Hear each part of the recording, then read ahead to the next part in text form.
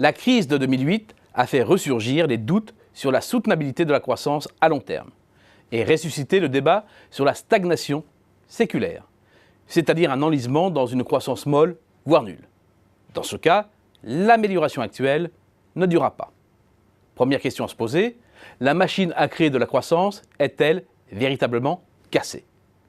Pour répondre à cette question, il faut partir non pas simplement du PIB, mais du PIB par personne en âge de travailler. Par convention, les 15-64 ans, pour éliminer l'effet démographique. C'est avec cet indicateur qu'il est possible de détecter s'il y a ou pas un ralentissement irréversible des moteurs endogènes de la croissance. Pour les États-Unis, aucune véritable rupture de tendance n'est décelable. Cette dernière traverse les épisodes d'emballement, de bulle et de décélération, et in fine, la période post-2008 n'apparaît pas si atypique. Au Japon, le constat est le même. L'accident de 2008 est bien perceptible, comme aux États-Unis, mais la vraie rupture de tendance est celle des années 90.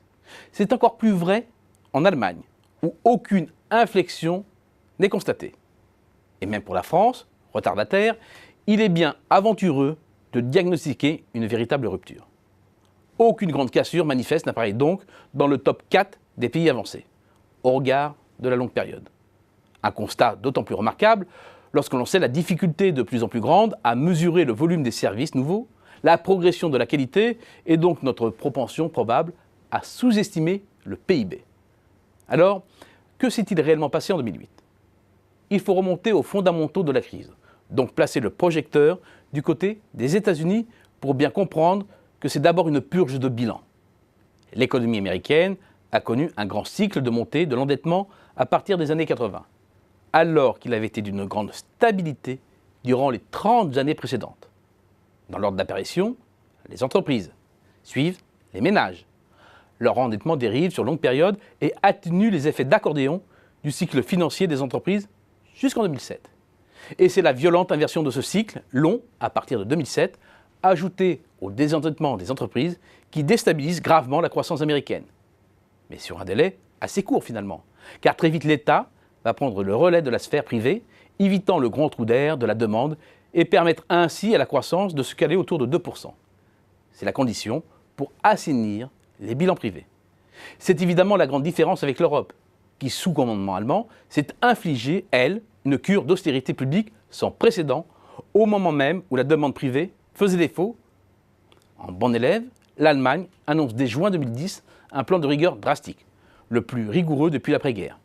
86 milliards d'euros sur 4 ans, l'équivalent de 3,5% de son PIB. L'impact est récessif, mais moins que dans les autres pays européens, car les ménages, comme les entreprises, sont moins endettés et la purge a été plus rapide. Dans le sud de l'Europe, l'effort est parfois titanesque, voire délirant dans certains cas. 28,4 milliards d'euros pour la Grèce, une amputation de près de 13% de son PIB. Dans les autres pays du Sud, Espagne, Portugal, Italie, les coupes représentent au moins 6% du PIB de chaque pays. En France, l'effort paraît insignifiant et c'est pour cela que la croissance a mieux résisté. Et ce sont bien ces tours de vis budgétaires, synchrones qui plus est, qui ont cassé la croissance en Europe. D'ailleurs, une fois les épisodes lourds de consolidation budgétaire passés, la croissance est repartie.